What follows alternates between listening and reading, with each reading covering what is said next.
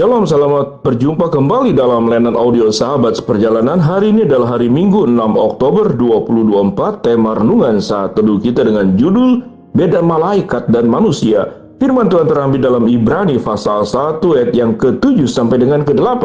Demikian bunyi firman Tuhan.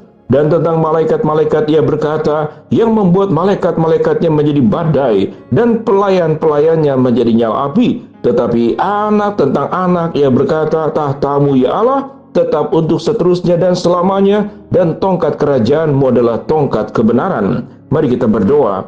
Bapa yang di dalam surga, kami ingin belajar kebenaran-kebenaran firman Allah, seluruh ciptaan-ciptaan Allah yang luar biasa. Salah satunya adalah manusia dan juga malaikat. Dalam nama Tuhan Yesus kami berdoa, amin. Shalom sahabat seperjalanan yang dikasihi Tuhan. Kisah tentang malaikat itu tidak hanya ada di dalam Alkitab, namun juga banyak di dalam cerita-cerita, kisah-kisah yang terjadi berbagai belahan dunia. Mungkin dalam bentuk peri, mungkin dalam bentuk makhluk yang baik hati, namun itu adalah berbicara tentang sebuah tradisi budaya. Namun malaikat itu bukanlah sebuah kisah dongeng, bukanlah sebuah kisah rekayasa manusia, tapi itu tertulis di dalam Alkitab. Di sini bukan berbicara tentang makhluk-makhluk tertentu yang dalam angan-angan dan diciptakan dalam imajinasi manusia. Alkitab mencatat tentang malaikat di dalam banyak peristiwa, dari Kejadian sampai kepada Wahyu. Dalam kitab Ibrani, kalau kita berbicara tentang pasal 1, tentang Allah berfirman dengan perantaraan anaknya, bagaimana peranan malaikat sebagai ciptaan Allah melakukan tugasnya untuk menyampaikan kebenaran-kebenaran firman Allah kepada manusia. Jadi kalau boleh dikatakan, siapa sesungguhnya pemberita kebenaran firman Allah sebelum manusia? Sebelum manusia ada, tentu malaikat ada bersama-sama dengan Allah sebagai ciptaan juga. Firman Tuhan berkata, dan tentang malaikat-malaikat ia berkata, siapa? Yaitu Kristus, yang membuat malaikat-malaikatnya menjadi badai dan pelayan-pelayannya menjadi nyala api. Di sini kita melihat dikatakan malaikat-malaikatnya menjadi badai dan menjadi pelayan-pelayannya seperti nyala api. Ada dua bagian tentang badai yang kaitannya dekat dengan angin, kemudian ada kaitannya dengan nyala api yang kaitannya dengan sebuah efek daripada kondisi fisika yang kemudian menimbulkan terang, menimbulkan cahaya, menimbulkan kehangatan, bahkan bisa membakar. Itu yang disebut dengan nyala api. Ayat ke-8 dikatakan, tetapi tentang anak itu ia berkata, tahtamu ya Allah tetap untuk seterusnya dan selamanya, dan tongkat kerajaanmu adalah tongkat kebenaran. Kalau kita belajar apa persamaan sebelum mengatakan perbedaan tentang malaikat dan manusia, persamaannya dua-duanya diciptakan. Dua-duanya diciptakan, dua-duanya berkepribadian. Manusia dan malaikat pun memiliki akal budi, memiliki pengetahuan. Manusia dan malaikat pun belajar dan hidup dalam firman. Manusia dan malaikat pun memiliki emosi, memiliki kehendak, memiliki pengetahuan.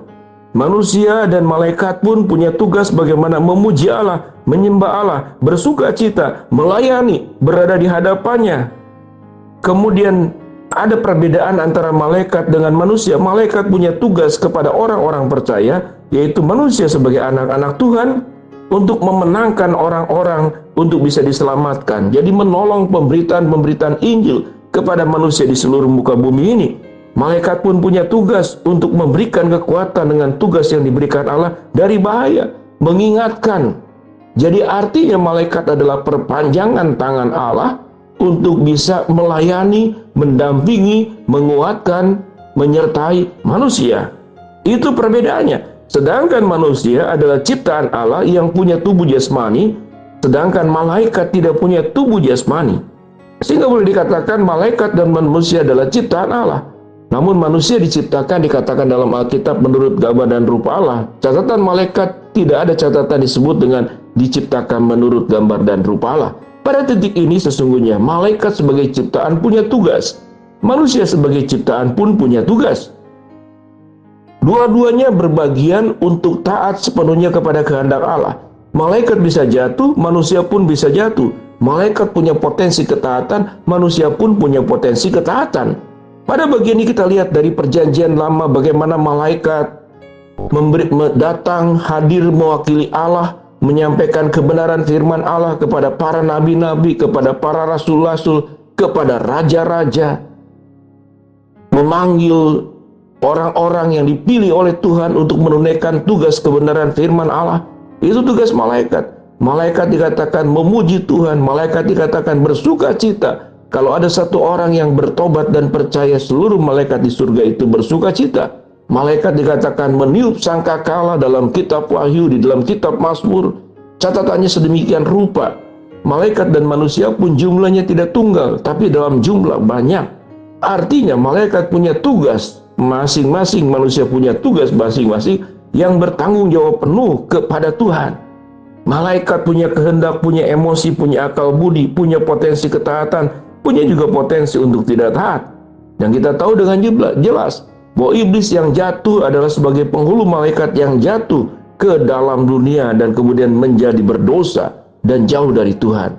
Pada titik ini sahabat seperjalanan, waktu kita membaca Ibrani pasal 1 ayat 7 sampai ke 8, di sini berbicara malaikat itu adalah pelayan-pelayan Allah seperti badai dan seperti nyala api, untuk menyampaikan tentang tahta Tuhan Allah untuk seterusnya dan selamanya, dan tongkat kerajaan yaitu tongkat kebenaran di dalam Kristus yang hadir datang ke dalam dunia untuk menyampaikan berita keselamatan, berita pengampunan dosa, berita penyertaan, termasuk mujizat-mujizat yang Allah nyatakan di dalam diri Kristus Yesus, mujizat kesembuhan, mujizat kebangkitan, dan mujizat yang paling luar biasa adalah bagaimana manusia berdosa itu diampuni dosanya, bagaimana manusia berdosa itu diubah dari kegelapan masuk ke dalam terangnya yang ajaib, dari sebagai anak-anak gelap menjadi anak-anak terang, anak-anak siang diangkat sebagai anak-anak daripada Allah Bapa sendiri. Sahabat seperjalanan, sampai titik ini, kalau kita melihat bahwa Allah sedemikian luar biasa,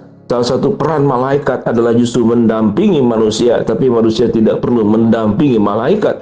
Jadi artinya Allah memberikan sebuah kelengkapan yang sangat sempurna dan luar biasa untuk memberikan kekuatan Tuhan lewat Tuhan menyatakan medianya lewat malaikat, menyatakan Injilnya lewat malaikat, menyatakan kekuatan Tuhan lewat malaikat. Ada peran-peran, dan firman Tuhan berkata, malaikat pun adalah mendampingi anak-anak Allah pada saat menghadapi kematian. Banyak peristiwa di saat-saat menjelang menghadapi kematian, malaikat itu menampakkan diri.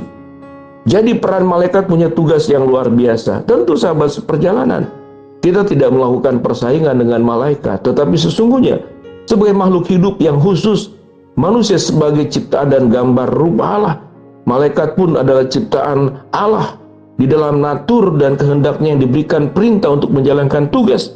Baiklah kita bersama-sama dengan para malaikat, biarlah kita taat untuk memuji Allah, menyembah Allah, melayani Allah, senantiasa berada di hadapan Allah, menjalankan tugas-tugas yang diberikan oleh Allah dalam diri Kristus Yesus untuk menjadi anak-anak Tuhan yang hidup benar, kudus, menjadi berkat di dalam dunia ini. Pada akhirnya, semua ciptaan itu akan kembali kepada Sang Penciptanya, dan satu hari kelak nanti Tuhan akan meminta pertanggungjawaban kepada kita.